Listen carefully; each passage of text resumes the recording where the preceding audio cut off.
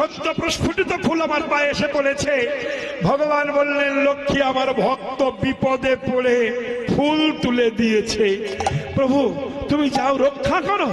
গরুরের পিঠে উঠে প্রভু চলেছেন। গরুর পাখি হলো প্রভুর বাহন।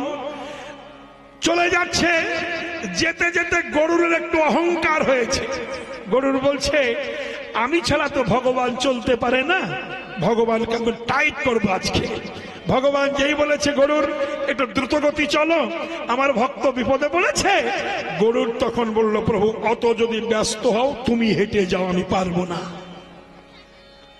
ভগবান বলল, গরুর আমি যদি কারো দেহের মধ্যে না থাকি সে দেহটা চলে না, অহংকার তোমার। কে? যেই ভগবান নেমে গেল, গরুর মনে করলো পাখনা তুলে আগে যেয়ে দাঁড়াবে, আর পাখনা ওঠে না। কেন? এত সুন্দর দেহ মা সাজিয়েছি, পরমাত্মা রূপে ভগবান যদি না থাকে সে দেহ চলবে না। গরুর আর নড়তে পারছে না, নড়তে পারছে না। প্রভু আমার অহংকার নষ্ট হয়েছে, কৃপা করো, আমাকে শক্তি যোগাও। ভগবান শক্তি দিলেন, আবার উপরে উঠলেন, ওই পদ্ম সরোবরের কাছে গিয়ে দাঁড়িয়েছেন। ভগবান শঙ্খ চক্র গদা পদ্ম নিয়ে যেয়ে দাঁড়ালেন। হাতি যে কুমিরে ধরেছিল সেই হাতি চোখের জল ঝরিয়ে দিয়ে শুন্ড দিয়ে একটা ফুল তুলে আমার প্রভুর চরণে দিয়েছে। বিপদ ভঞ্জন মধুসূদন, হা কৃষ্ণ করুণা সিন্ধু দীনবন্ধু জগৎপতে গোপেশা গোপিকা কান্ত রাধা কান্ত নমস্তুতে। এই বলে হস্তি যখন ফুল পায়ে দিল, স্বর্গ হতে দেবীগণ উলধ্বনি করিল, পুষ্পবৃষ্টি হইল, ভক্তগণ হরিধ্বনি করতে লাগলেন। অকই তব কৃষ্ণ প্রেম জন জম্বু নদহে, এ প্রেম নিলুক না হয়। তাহলে ভগবান বললেন, হে হাতি, হে হস্তি, শোনো, তুমি যেমন বিপদকালে বাহু তুলে মানে শুন্ড তুলে ফুল দিয়েছ আমার পায়ে, আমি তোমাকে রক্ষা করলাম, তেমনি জগতে এই কলিকালে হরিবাসরে হরি নাম শুনতে আসে, যদি কোনো ভক্ত দুই বাহুরূপ শুন্ড তুলে একবার হরিধ্বনি করে, আমি তাদের সমস্ত বিপদ থেকে রক্ষা করব। যদি একবার তোমার মতো দুটি হাত তুলে তোমার আনন্দে বাহু তুলে হরি সেই দিন থেকে বাহু তুলে হরিনাম প্রতিধ্বনি হচ্ছে। তাহলে গরু হলো, হাতির হলো, আমাদের হলো না, এটা বড় বেদনা। তাই প্রভু ভাবছেন, শ্রীরাম বলছে, কানাই তোর বাঁশিটা একটু বাজা, প্রতিধ্বনি শুনে ধনুবৎস এক জায়গায় হোক। অমনি বাঁশিতে ফোক দিয়েছেন, চাঁদ মুখে দিয়া বেনু নাম লইয়া সব চাঁদ মুখে দিয়া বেনু নাম লইয়া সব ডাকিতে লাগিল উচ্চ ঈশ্বরে, ডাকিতে লাগিল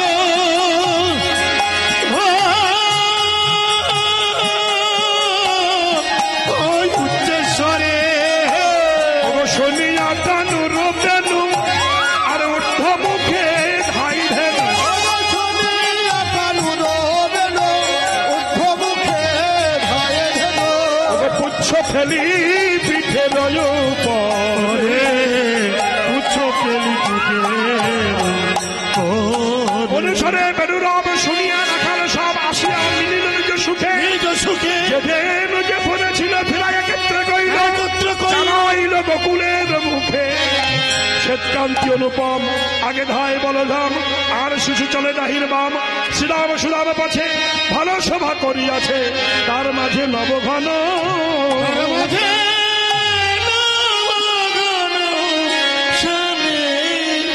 তাহলে মায়েরা, পশু হয়ে কৃষ্ণ ভক্ত হলো, এ পশুর সঙ্গ করা ভালো। কিন্তু মানুষ যদি পশুর মতো ব্যবহার করে, কি মানুষ যদি পশুর মতো ব্যবহার করে, তার তাকে মিশাচ্ছে কুকুরের সঙ্গে মিশালাম, এটাই ভালো। অতএব মানুষ যে তো নীতিভ্রষ্ট হয় এটা আমি আগে জানিনি, আমি আস্তে আস্তে আমার জ্ঞান হচ্ছে। অতএব পশুর চেয়ে অনেক ভালো, অনেক ভালো, হাজার গুণে ভালো। কারণ কুকুর, গরু, ছাগল এরা যার খায় তার দাসত্ব স্বীকার করে, মানুষ যার খায় তার সঙ্গে বেঈমানি করে। জানেন এই পৃথিবীটা এমনই। তাই গোবিন্দ যখন গরুগুলো নিয়ে যাচ্ছে, যেতে যেতে কৃষ্ণ তো ভারী চোর ছিল, পাকা চোর ছিল কৃষ্ণ।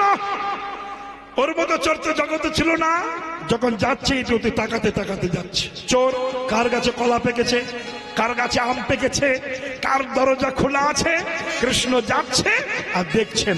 চলিতে চলিতে সখার সাথে, চলিতে চলিতে সকার সাথে, কদলি কানন হৃদয় পথে, কদলি কানন হেরায় পথে, গাছে কলা পেকেছে, কলা পেকেছে, গাছে গাছে কলা গাছে গাছে কলা পেকেছে, কলা দেখে লোভ হয়েছে, গাছে গাছে কলা পেকেছে।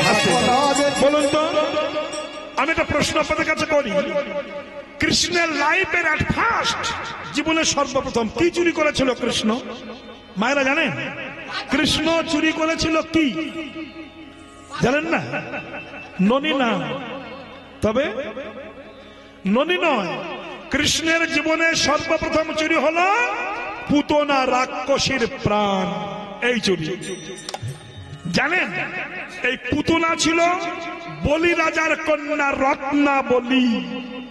এই রত্নাবলী বলি রাজা যখন দান শস্ত্র কিনেছিল, দান, আমি দান দেব, স্বয়ং ভগবান বামন দেব রূপ ধারণ করে গিয়েছিলেন। বামন মানে কি?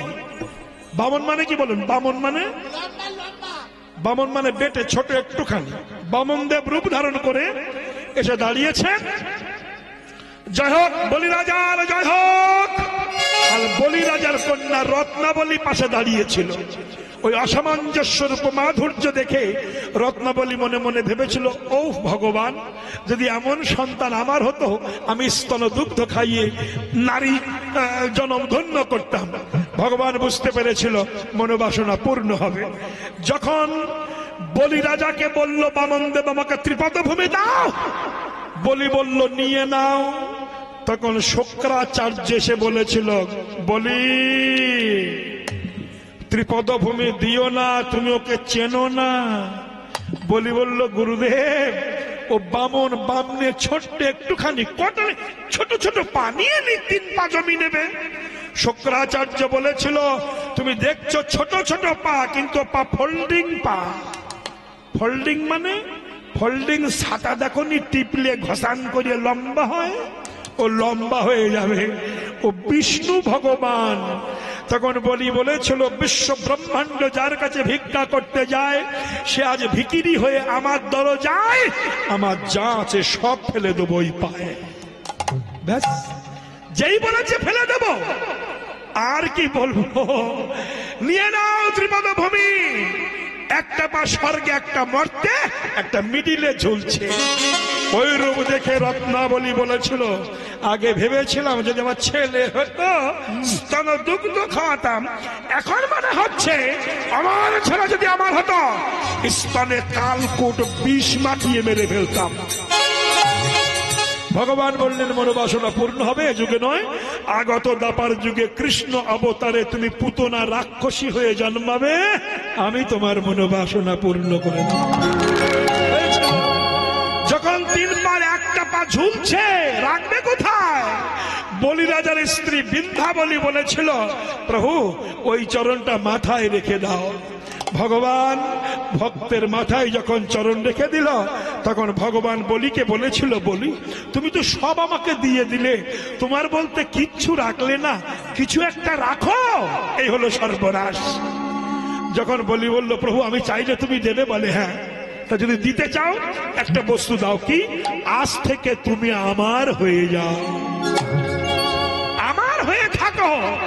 ভগবান বলল, সবকিছু আমাকে দিলে সবকিছুর মালিক আমি, আর আমার মালিক যদি তোমার হও, সব মাল তো তোমারই থেকে গেল। বেশ, আমি দিয়ে দিলাম, বলো আমার কি করতে হবে? বলি রাজা বলল, আমার ঘরের দরজায় দাঁড়ি হয়ে থাকো। ভগবান দাঁড়ি হয়ে গেলেন, দাঁড়ি হয়ে আছেন। 1 সপ্তাহ বাড়ি যায় না, লক্ষ্মী খুঁজে পাচ্ছে না, কার কাছে শুনবে? এই যে দাঁড়ি হয়ে আছে তা তো মা লক্ষ্মী জানে না।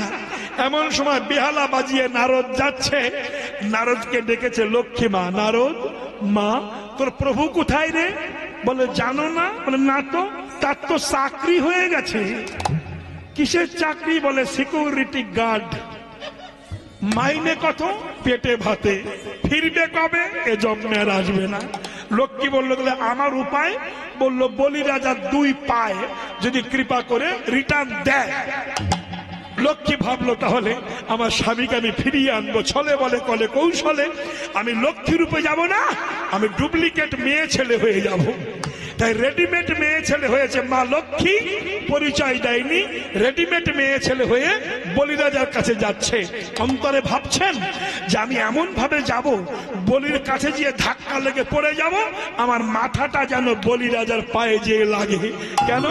যে ভক্ত ভগবানকে ভক্তির ডোরে বেঁধে দরজায় দাঁড়িয়ে করে রাখতে পারে, অমন ভক্তের চরণ ধুলি ছাড়া আমি ভগবান ফিরে পাবো না। তাই লক্ষ্মী ছুটতে ছুটতে যে যখন বলিরাজার সম্মুখে যে দাঁড়িয়েছে, হোঁচট খেয়ে পড়ে গেছে, মাথাটা বলিরাজার পায়ে যে লেগেছে। দেখুন কিভাবে স্বামীকে ফেরত নিচ্ছে, দেখে নেন মায়েরা। যেই লেগেছে, বলিরাজা তো জানে না যে লক্ষ্মী বোন বলে সম্বোধন করেছে, ওঠো বোন ওঠো। যেই ওঠো বলেছে, সেদিন পূর্ণিমা ছিল, যেই বোন বলে ডেকেছে, আর লক্ষ্মী কাপড় ছিঁড়ে দাদা বলে হাতে রাখি পরিয়ে দিয়েছে। রাখি পূর্ণিমা শুরু হয়ে গেছে। এই যখন রাখি পরিয়ে দিল, বলি বলল বোন তুমি আমাকে রাখি পরিয়ে আমার বোন হয়েছ, তা বলো তুমি আমার কাছে কি চাও, আমি তোমাকে তাই দেব। এই লক্ষ্মী বলল দাদা যা চাইবো দেবে? বলে হ্যাঁ, যদি দিতে চাও কিচ্ছু চাই না, তোমার এই ঘরের দরজার দাড়িটা আমাকে ফিরিয়ে দাও। ও বলি বলল তাহলে মা লক্ষ্মী তুমি এসেছো আমার কাছে, ছলনাময়ী মা, তুমি প্রভুকে ফিরিয়ে নিয়ে যাচ্ছ মা। কথা যখন দিয়েছি ফিরিয়ে দেব, তবে আমার কথা রাখো, যাওয়ার আগে তোমরা দুজনা আমার দরজার পাশে যুগলে দাঁড়িয়ে থাকো, আমি প্রাণ ভরে দেখবো। এই কথা যেই বলল, লক্ষ্মী নারায়ণ যুগলে দাঁড়ালো, তাই গৌর প্রেমানন্দ হরি বলে উলধ্বনি জয়ধ্বনি করতে লাগলেন, ভক্তের মনোবাসনা পূর্ণ করলেন। ভালো মনোবাসনা পূর্ণ করেছেন। আচ্ছা মায়েরা, সেই রত্নাবলী, সেই পুতনা রাক্ষসের প্রাণ ভগবান চুরি করেছিলেন। ছোট্টবেলা থেকে কৃষ্ণ চুরি করা স্বভাব। তাই চলিতে চলিতে সখারো সাথে, চলিতে চলিতে সখারো সাথে, কদলি কানন হেরায় পথ, কদলি কানন হেরায় পথে, কদলি কানন হেরায় পথ, কদলি কানন হেরায় পথে। কৃষ্ণচর সারা জীবন চুরি করে খায়। এই যে রাখবো ও বৌমা, সারা জীবন চুরি করে খায়। আপনি জানেন না, ঘরের মহিলারা এসে যশোদাকে বলতো, যশোদা তোর গোপাল চুরি করে খায়, দেখতে পাস না তোর ঘরে 9 লক্ষ গরু। কিন্তু চোরের মায়ের কি বলে, চোরের মায়ের কি বড় গলা। চোরের মায়ের বড় গলা। কি হলো? যশোদা বলে ওইটুকু বাচ্চা তোদের ঘরে চুরি করে খায় কি করে? তারা বলে তুমি জানো তোমার গোপাল বাচ্চা, কিন্তু চৌ বাচ্চা তুমি চেনো না। কেন জানো? আমাদের বাছুর বাঁধা থাকে, তোমার গোপাল যে বাছুরের দড়ি খুলে দেয়, ওই বাছুর ছোটে যখন গায়ে গরুর দুধ খেতে যায়, আমরা বাছুর বাঁধতে যাই, ওই ফাঁকে ঘরে ঢুকে মাল খেয়ে পালিয়ে যায়। যেখানে ব্যাস, যেই না মাল খুলে পালিয়ে যায়, তখন বললো যশোদা বলছে একটা কাজ করতে পারিস না?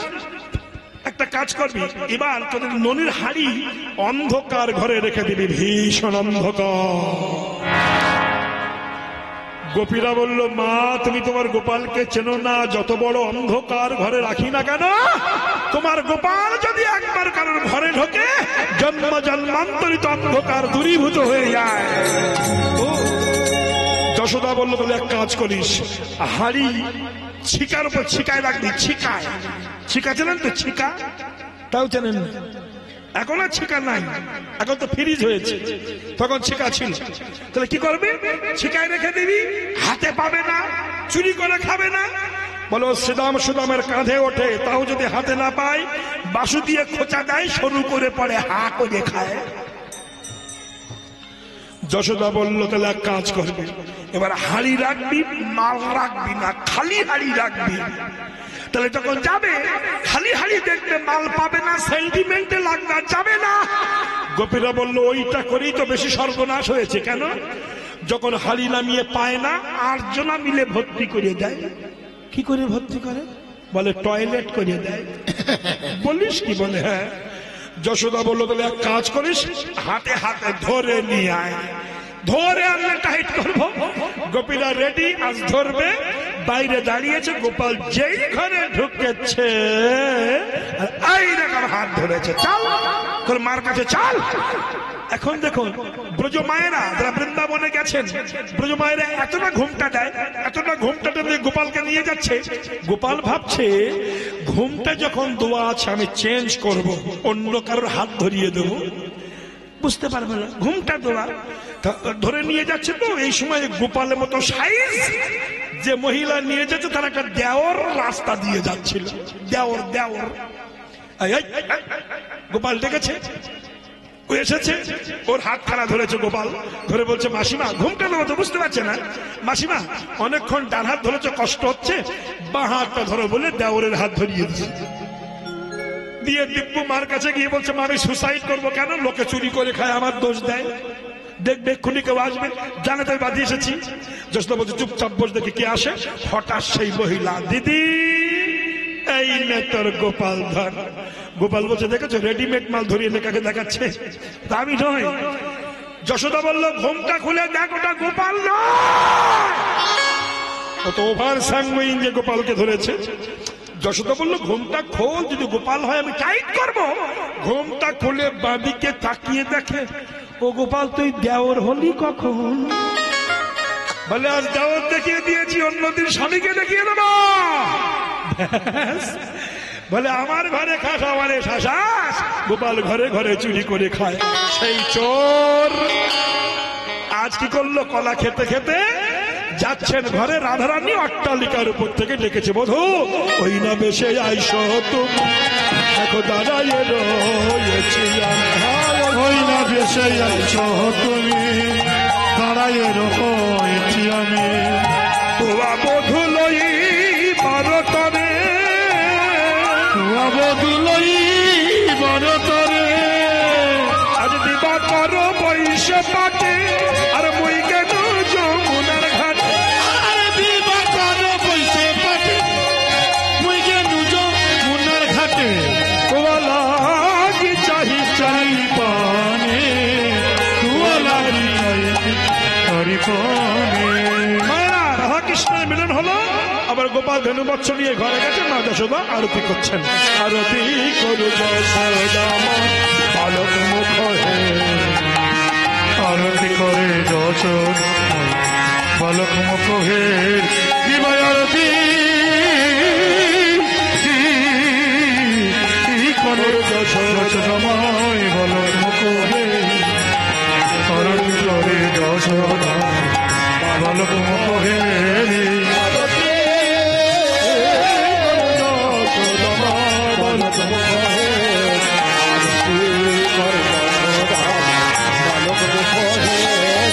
শঙ্খ বাজে কণ্ঠ বাজে আছে করতাল, মধুর মৃদঙ্গ বাজে শুনিতে রসালো। বাজে ঘণ্টা বাজে বাজে করতাল, মধুর মৃদঙ্গ বাজে শুনিতে রসালো। বিবিধ কুসুম ফুলে বনি বনমালা, নাহি করত করে ভাব বিভরা।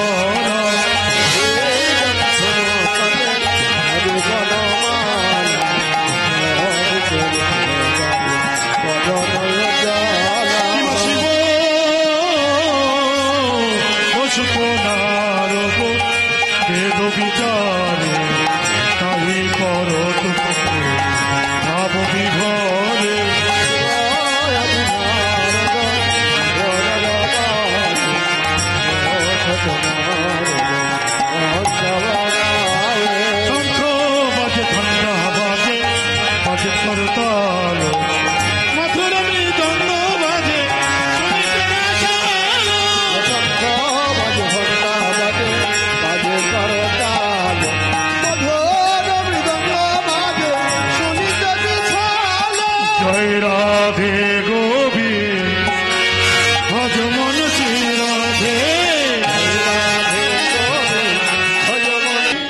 বৈষ্ণব পদাবলী পদগুলোকে একটু ব্যাখ্যা না করলে ভালো লাগবে না। আস্তে আস্তে আস্তে আস্তে আস্তে আস্তে পাল জড় কর শ্রীরাম সন্দেহ সিংহায়। কোন সিংহা কোন পাল? গরুর পাল নয়। আমি আপনাদের আরেকটু বলি, এই বৌমা চুপ করো, কথা নয়, আমি আরেকটু বলি। আমরা শুনেছি 9 লক্ষ গরু ছিল কৃষ্ণের, কিন্তু শাস্ত্র বলছে স্বয়ং কৃষ্ণের নাই কোনো গোচারণ লীলা, স্বয়ং রাধার নাই কোনো বিরাহ জ্বালা। তাহলে গরুগুলো কি? বহিরঙ্গ না হলে অন্তরঙ্গ আসে না। দুধেতে নবনী আছে মন্থন কর যে, মোক্ষ অর্থ ঢাকা আছে গৌণ অর্থ দিয়ে। দুধের ভিতরে নবনী, ছানা, ঘি, মাখন সব থাকে। জানে কে? যে দুধকে মন্থন করতে জানে। আর যে মন্থন জানে না, সে শুধু দুধ বলে খেয়ে গ্যাস্ট্রিক হয়ে মরে। ঠিক তেমনি রাধা গোবিন্দ লীলা, এটাকে মন্থন জানতে হবে, তাহলে বহু কিছু আস্বাদন করা যাবে। তো নবলক্ষ গোপালন বলছেন, নব মানে নূতন, লক্ষ মানে দিব্য চক্ষু প্রস্ফুটিত হওয়া, গো মানে পৃথিবী, পালন মানে প্রতিপালন করা। তার মানে যার কৃষ্ণ ভক্তি ভজন রূপ নতুন লক্ষ্য তৈরি হয়েছে, আমার ভগবান এই যে গুরুদেবের বদন থেকে কর্ণ কুহার হইতে হৃদয় মন্ত্রে প্রবেশ করে সেই নবলক্ষ্যকে নিয়ে পৃথিবীতে প্রতিপালন করছে, তাই তো নবলক্ষ গোপালন বলা হয়। তাহলে এই নবলক্ষ্য কোথায় আছে? আমাদের ভিতরে। পাল আছে, কোন পাল? দশন্দ্রিয় ষড়রিপু, এরা চতুর্দিকে ছড়িয়ে গেছে। এবার বাড়ি ফিরবার সময় হয়েছে, এটাকে এক জায়গায় করতে হবে। কি করবে? পাল জড় কর শ্রীরাম সন্দেহ সিংহায়। শ্রীরামটাকে আমি আপনি। সিংহা কি? সিংহা কেউ চেনেন? সিংহা কেউ দেখেছেন কি? দেখেননি। ঘোড়ার শিং দিয়ে তৈরি হয়, দেখেছেন? তাও দেখেছে, ওই যে ঘোড়ার শিং দিয়ে তৈরি হয়, তাও দেখেছে। মরণ ঘোড়ার শিং হয়? তাহলে বলো, আমরা যা বলবো তোমরা তাই বুঝবে। ঘোড়ার শিং হয় না, মহিষের শিং দিয়ে তৈরি হয়। সিংহা বাজাও। এখানে কোন সিংহা? বদন সিংহা বাজাও। কি বাজাবে? বলো সবাই আমার সঙ্গে, হরে কৃষ্ণ হরে কৃষ্ণ হরে কৃষ্ণ হরে কৃষ্ণ কৃষ্ণ কৃষ্ণ কৃষ্ণ হরে হরে হরে হরে হরে রাম হরে রাম রাম রাম হরে হরে।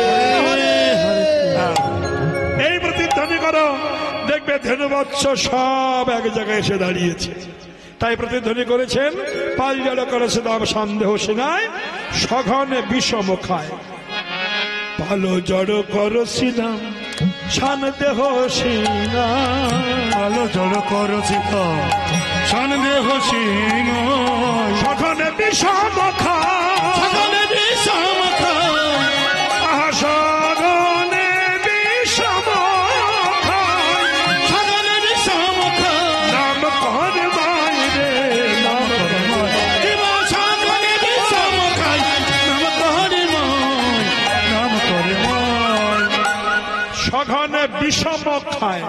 বিষম মানে ওই যে কেউ যদি নাম করে, দেখবেন আমরা বলি কি আপনজনের নাম করছে, তাতে বিষম তাই না, হাঁচি ওঠে। সঘনে বিষম, এটা কিন্তু বিষম নয়।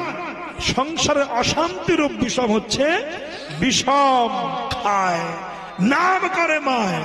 আজু মাঠে আমাদের বিলম্ব দেখিয়া, হেন বুঝি কাদের মা পথ পানে চাই।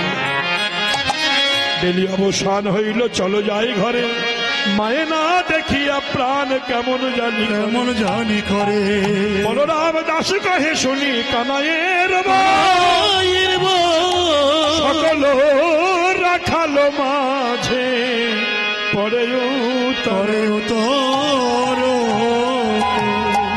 ধেনুবৎস নিয়ে ঘরে ফিরবেন কৃষ্ণ আমার। এই যে মায়েরা, ও মা সকল, শ্রীরাম বলল, কানাই আমাদের মুখের কথায় ধেনুবৎস এক জায়গায় হবে না। একমাত্র রাস্তা, সেটা তোর মোহন বাঁশি বাজানো।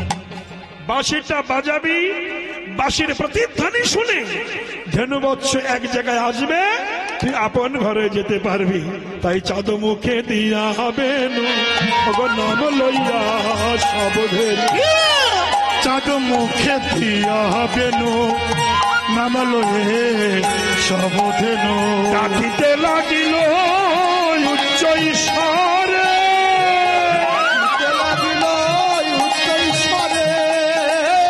শুনিয়া কান রবেন ঊর্ধ্ব মুখে ভাই শুনিয়া রবেনু ঊর্ধ্ব মুখে ভাই ধেনু। পুচ্ছ ফেলি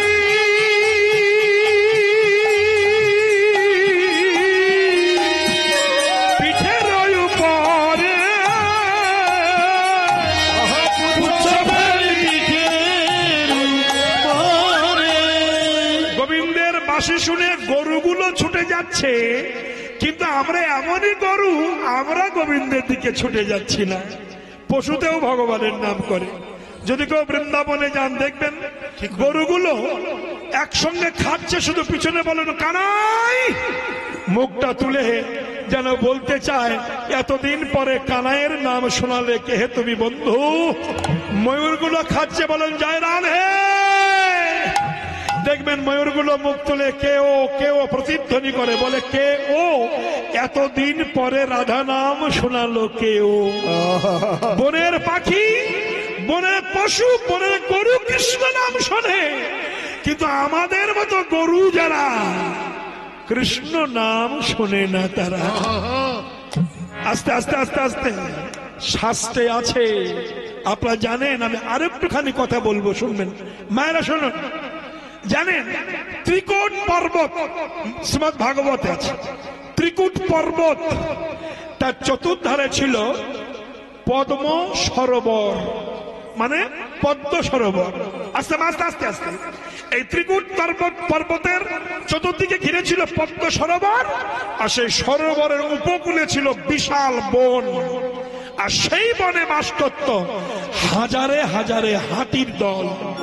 হাতি বৈশাখ মাসের দিনে প্রচন্ড ঠান্ডায় হাতির মধ্যে দলপতি থাকে একজন, 50 কিংবা 60 জনের মধ্যে একজন দলপতি থাকে, তাকে দাতাল হাতি বলা হয়। সেই দলপতি হাতি নিজের পরিবারদের বাচ্চা পিলে নিয়ে ওই পদ্ম সরোবরে স্নান করতে এসেছেন বৈশাখ মাসের স্নিগ্ধ বালিতে। যখন বাচ্চা পিলে নিয়ে ওই জলে নেমে স্নান করছে, আনন্দ উদ্ভাসিত হয়েছে। মায়েরা শুনুন, বনের পশু হাতি প্রিয়জনদের নিয়ে জলে নেমে খেলা করছে, আর ওই জায়গায় ওই জলে ছিল একটা কুমির। শ্রীমদ্ ভাগবত, সেই কুমির সুযোগ পেয়ে হাতির পাটা কামড়ে ধরেছে, এমন ভাবে ধরেছে হাতির ক্ষমতা নাই পা টেনে নিয়ে উপরে উঠবে। কেন? জলে কুমিরের জোর বেশি।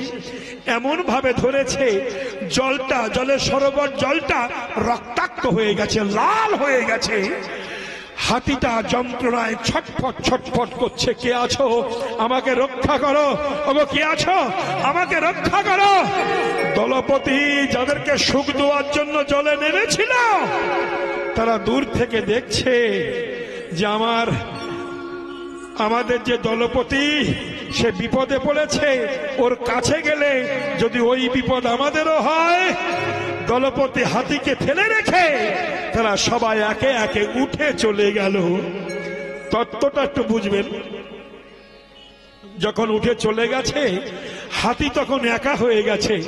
হাতি তখন ভাবছে দলপতি যে হে প্রভু, হে দয়াময়, হে বিশ্ব সৃষ্টি স্রষ্টা, হে বিপদ ভঞ্জন মধুসূদন, নম ব্রাহ্মণ্য দেবায়, হে দয়াময়, হে গোবিন্দ, বিপদকালে তুমি তো ভক্তকে রক্ষা করো। আমি যাদেরকে সুখ দেওয়ার জন্য এই জলে নেমেছিলাম, তাহলে স্নিগ্ধ পরশ পেয়েছে, আমি তাদের সুখ দেওয়ার জন্য এনেছিলাম। আর আমি যখন বিপদে পড়লাম, আমাকে ফেলে রেখে একে একে সব চলে গেল। এখন বুঝলাম এই জগতে আপন বলতে কেউ নাই, শেষের দিনে দীনবন্ধু বিনে আমার আর কেহ নাই। প্রভু এই হাতি যখন কাঁদছেন, চোখের জল ঢেলেছেন, ঢেউ ভৌ করে কাঁদছেন, প্রভু তুমি দেখা দাও, রক্ষা করো। ও মায়েরা, তত্ত্বটা একটুখানি বলি। হাতিটাকে সংসারের যে মালিক আমি, আমার বাবা, হাতি, ছেলে মেয়েগুলো কারা? এই যে আমাদের আত্মীয় স্বজন প্রিয়জন না, আস্তে আস্তে আস্তে আস্তে ত্রিকোণ পর্বত সংসার, এই পর্বত। পদ্ম সরোবরটা কি বাসনার সরোবর, বাসনা শেষ হয় না। আর বন হলো কামনা, বাসনা কামনার বন, সেই বনে বাস করছে হাতি। আমি সারাটা জীবন কীর্তন গেয়ে যাচ্ছি, পয়সা ইনকাম করছি, কিন্তু সংসারের ভালোবাসা পাচ্ছি না। আস্তে আস্তে কেউ রোগ ব্যাধি হলো, কারোর ক্যান্সার হলো, দুরারোগ্য ব্যাধি হলো। যে ছেলে যে মেয়ের জন্য কুকুরের মতো পরিশ্রম করেছিলাম, সেই ছেলে মেয়ে আমাকে বারান্দার এক কোণে ফেলে রাখবে। যাদের মুখ দিনে 100 বার না দেখলে দিন যেত না, তাদের আর দিনে একবারও দেখা হয় না। আমাকে বাবা বলেও ডাকে না, আমার কাছে যেয়ে দাঁড়ায় না, আমাদের কেউ কিচ্ছু বলে না। অতএব জগৎটা বড় স্বার্থপর গো। তাই তখন আমি কেঁদে কেঁদে, প্রত্যেকটা ঘরের বাড়ির বাবারা মায়েরা দুবাহু তুলে বলে, হে ভগবান, এই হাতিরই মতো আগে ভেবেছিলাম সংসারের ছেলে মেয়ে আমার, বাড়ি গাড়ি আমার, কিন্তু বিপদে পড়ে দেখছি কেউ কারণ নয়। হে বিপদ ভঞ্জন মধুসূদন, তুমি ছাড়া আমার কেউ নাই। ব্যাস, হাতিটি ডাক দিয়েছেন, কেউ নাই দেখে ওই হাতি একটা পদ্ম তুলে নিয়ে শুণ্ড দিয়ে তুলে দিয়েছে। নমো ব্রহ্মণ্য দেবায় গো ব্রহ্মণ্যায় হিতায় চ জগদ্ধিতায় কৃষ্ণায় গোবিন্দায় নমো নমঃ।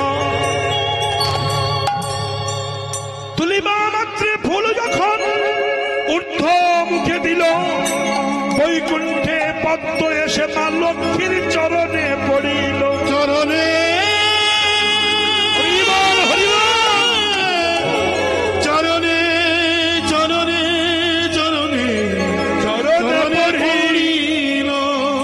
লক্ষ্মী চমকটলেন, স্বামীকে প্রশ্ন করলেন, স্বামী